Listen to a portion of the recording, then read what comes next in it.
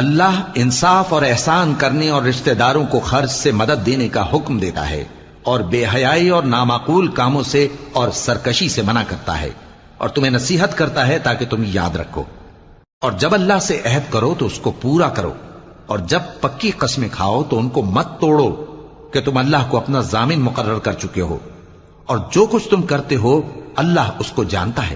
اور اس عورت کی طرح نہ ہونا جس نے محنت سے تو سود کاتا پھر اس کو توڑ کر ٹکڑے ٹکڑے کر ڈالا،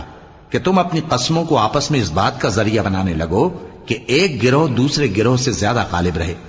بات یہ ہے کہ اللہ تمہیں اس سے آزماتا ہے، اور جن باتوں میں تم اختلاف کرتے ہو قیامت کے دن اس کی حقیقت تم پر ظاہر کر دے گا۔ اور اگر اللہ چاہتا تو تم سب کو ایک ہی جماعت بنا دیتا، لیکن وہ جسے چاہتا ہے گمراہ رہنے دیتا ہے اور جسے چاہتا ہے ہدایت دیتا ہے۔ اور جو عمل تم کرتے ہو اس دن ان کے بارے میں تم سے